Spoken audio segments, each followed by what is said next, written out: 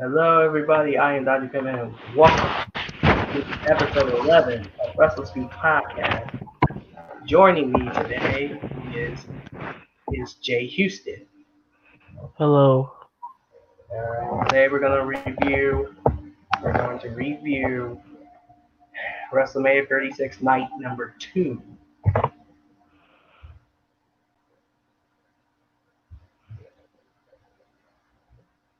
All right. So night. So without further ado, excuse me, let's get started.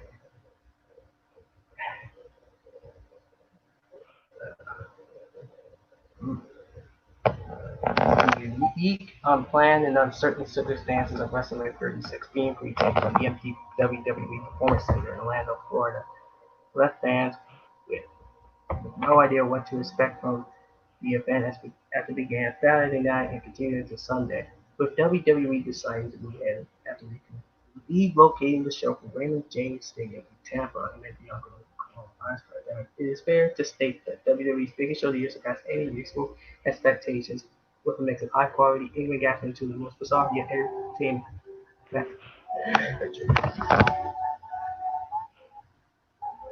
Hold up, everybody.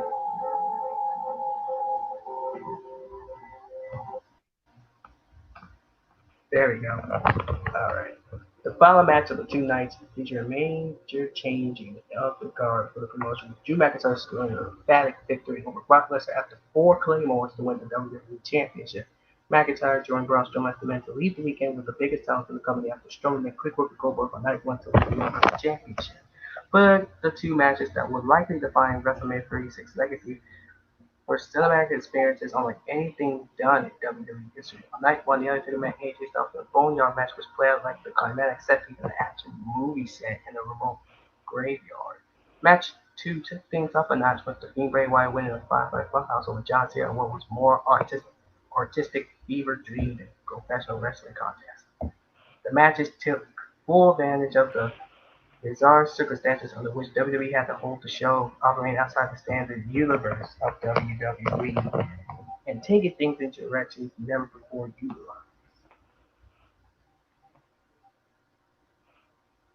Alright, here we go. Alright, here we go. Let's go to night two. Alright. We kicked off night two with Liv Morgan versus Natalia in the kickoff show. But Liv Morgan defeated Natalia via pinfall. The match felt a bit more substantial than the night one kickoff match between Cesaro and Drew Gulak. Alright. And the rating is a C plus.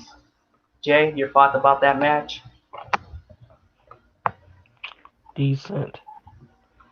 Decent. That's a decent. Yeah, it was decent. Gotta give him that.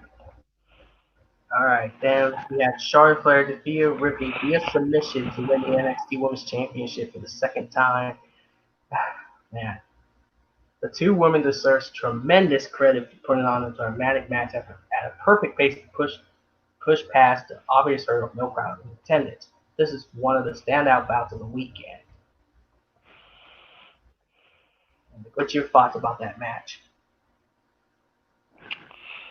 It would have been better if Rhea Ripley was still would have been still champion. Yeah, but we all know that Charlotte's going to go to NXT to face new people there and get a shot. So, It was still good though. yeah, it was still good. Aleister Black defeated Bobby Lashley via pinfall. This match had the poor function of following Flair versus Ripley, but the two men pulled a solid effort. These are valuable matches for Black, who showed the ability to hang with a big man on the main roster. So the grade level was a B minus. What do you think about the match? Another decent match. Decent match, another decent match. Yep, I agree. Oh boy. Otis defeated Dolph Ziggler via pinfall. The match suffered a bit in feeling like it was paced for a live audience.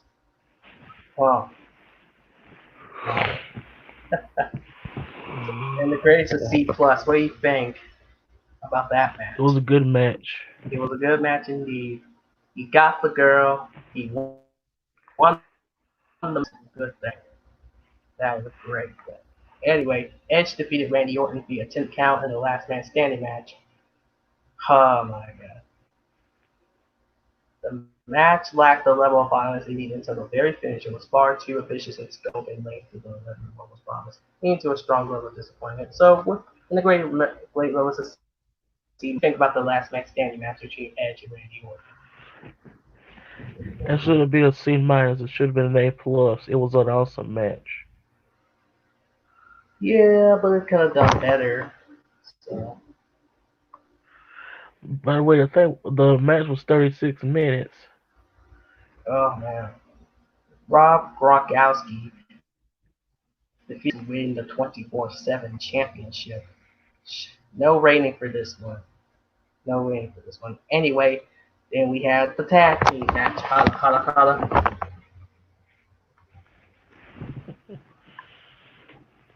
Okay, we have the Raw tag team titles. Well, Street Profits defeated Garza and Austin Theory via pinfall to retain the Raw tag team titles. The match ran very short, as was expected after the length of Orton versus Edge. Oh my god. This was solid enough for a short title match, but the Blair Rumble sets up more interesting things in coming weeks. And the grade levels of C plus. What do you think about that match? Another decent one. Another decent one indeed. Then we had Evans via pinfall to retain the title.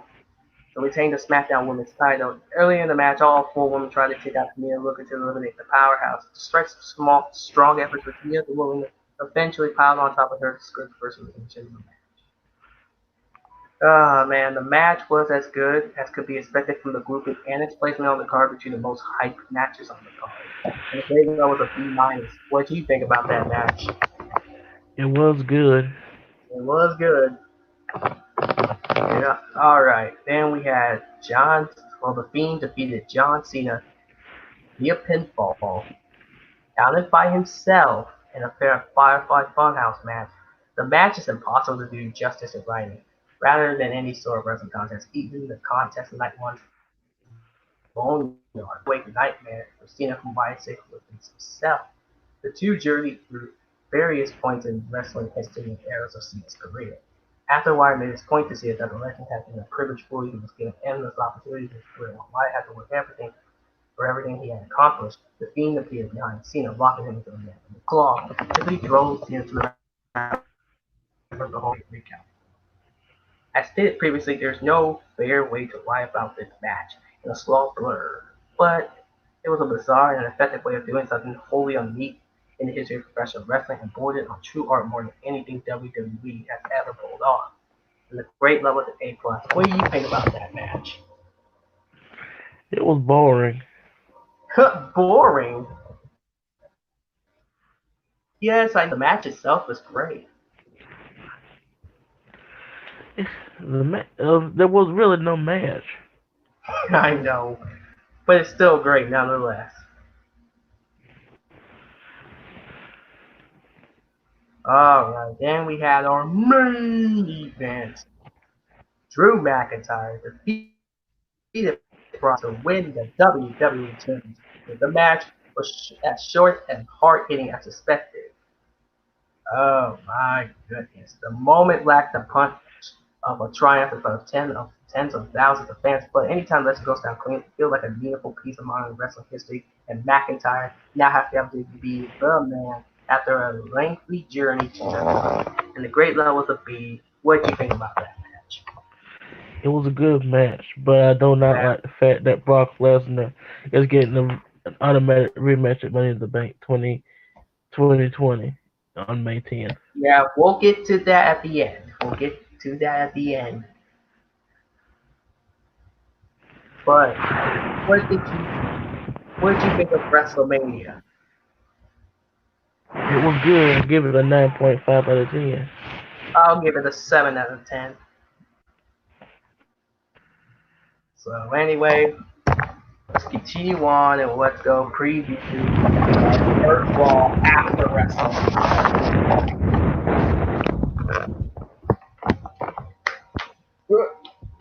Ah,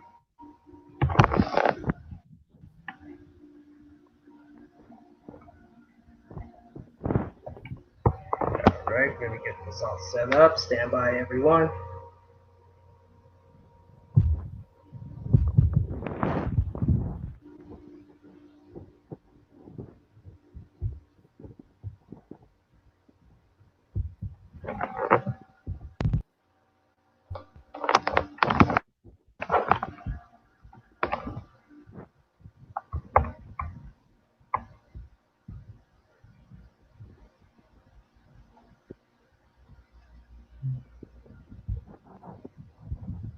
Alright, here we go.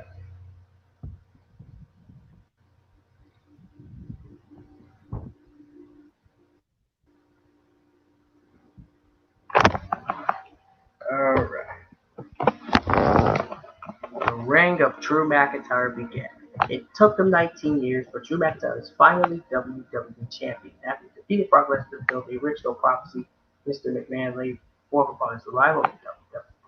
With the title in his hands, McIntyre faced the grueling challenge of keeping it. Where does one go once they achieve their destiny? We're about to find out.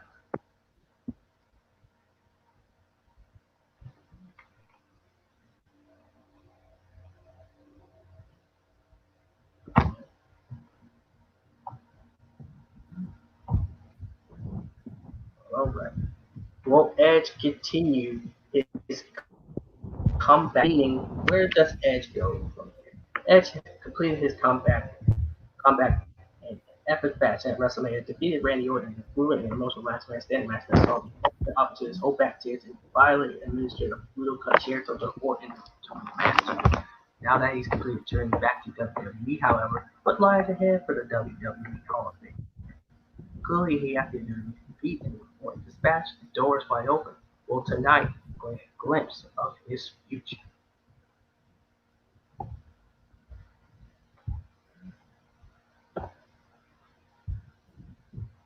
Or will Baszler make another play for Becky Lynch's title? What's next for Becky Lynch, Shayna Baszler? Appropriately enough for the Queen of Spades, Shayna Baszler went all in against Becky Lynch, winning the entire Raw roster around to a Raw Women's title that ended in a somewhat shocking victory for the man. Baszler utterly distraught following the loss while Lynch wasted no time celebrating her. The question now is whether Baszler decides to make another play for Lynch's title. If it's not, who is left for the man to beat?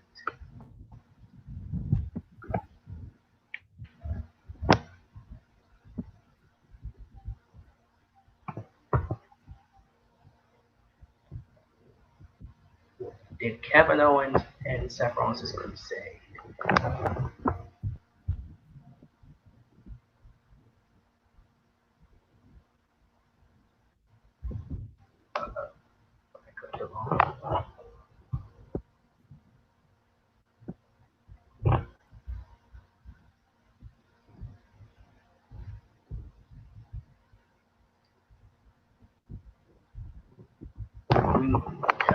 Did Kevin Owens and Seth Rollins' crusade? Kevin Owens did just what he said he was going to do. He took his first WrestleMania run from Seth Rollins, leading off the giant WrestleMania sign, the shadow of the Monday Night Messiah.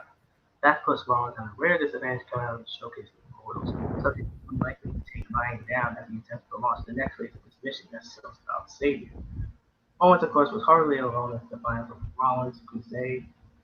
Will his win involve his allies to rejoin the fight, or Rollins roar back with a vengeance? All right, so Jay, what are you thoughts on all four, all four pre preview moments, or wherever you call them, on tonight's Raw?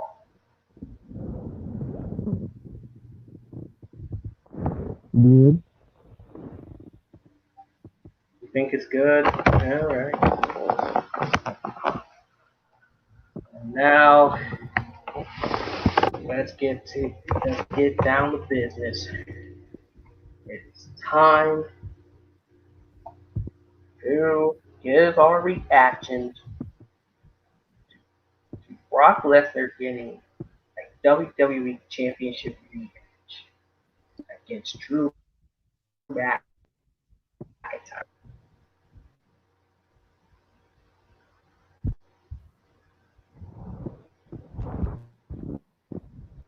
Like, there.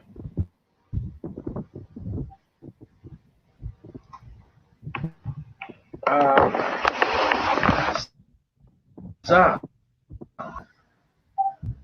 night after WrestleMania, the first match of Money in the Bank was confirmed. WWE took to their social media page to announce that on May 10th, 2020, Drew McIntyre would defend his newly won WWE Championship against Brock Lesnar in a WrestleMania rematch. Can the Scottish psychopath make it two in a row, or will McIntyre fail in his first title defense? Tune in to the WWE Network on May 10th, 2020 to find out who leads Money in the Bank.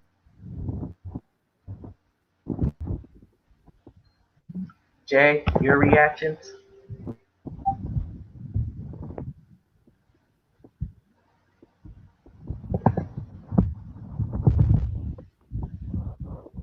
Jay?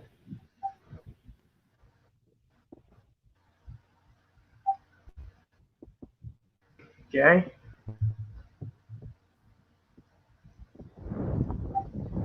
That is such a terrible decision. Um, I can't, I can barely hear you. I'm sorry.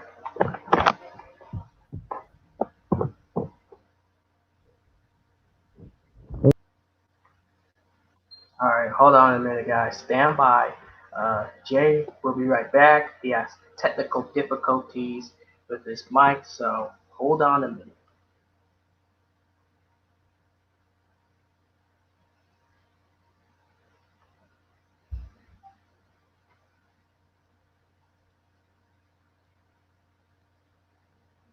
Okay, I see Jay. Alright, there you go. Alright, now what were you saying, Jay? That's a terrible decision. Dude, I can barely hear you.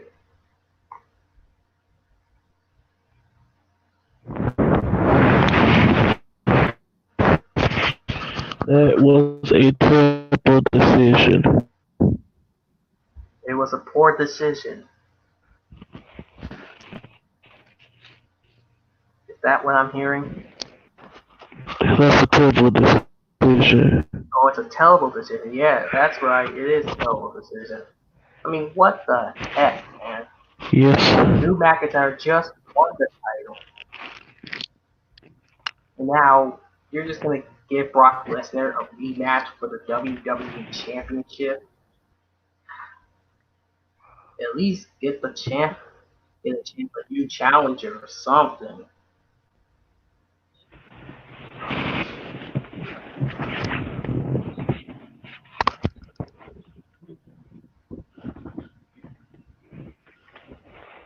I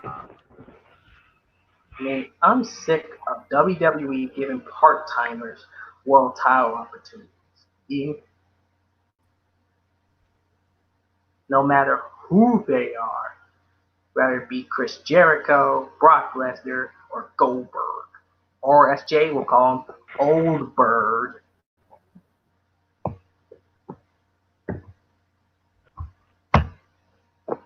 Ain't that right, Jay?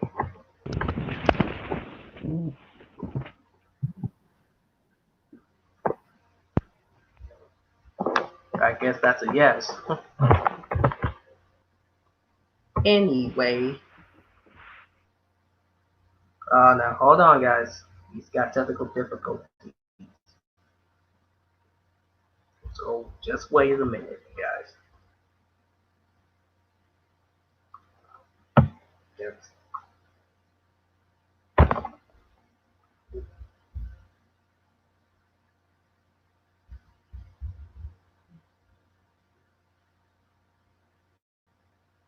All right, Jay's back. All right, now what you saying, Jay? I was saying it was a terrible decision. Yeah, it was a terrible decision indeed. It was just a terrible decision. What the heck?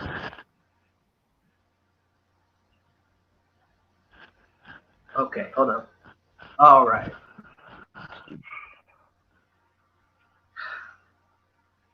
When is WWE gonna learn that part timers should never be world champions, no matter who they are?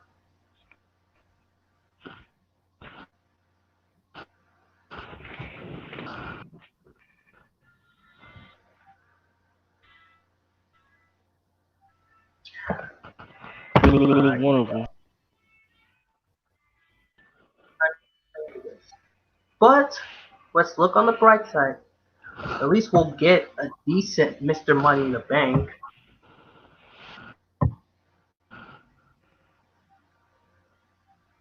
Ain't that right, Jay?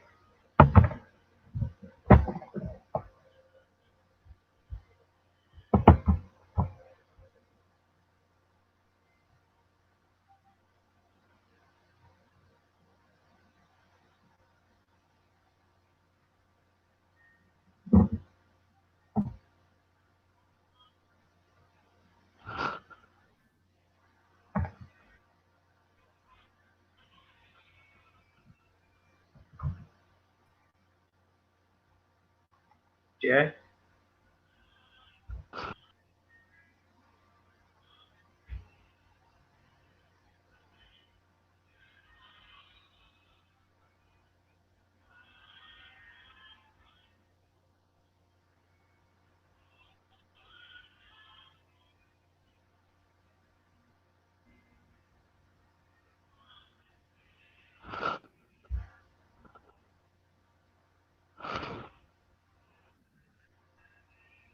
Okay.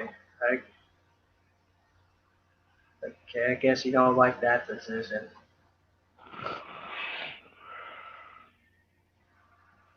Well, well we all don't. Alright. I believe that will be it for WrestleSpeak podcast. I want to thank Jay Phoenix for being there. If you like his channel, please leave a like, comment, subscribe, and join the bell to get notified every time we upload a new video when we go I'm live. sorry, Dante. Huh?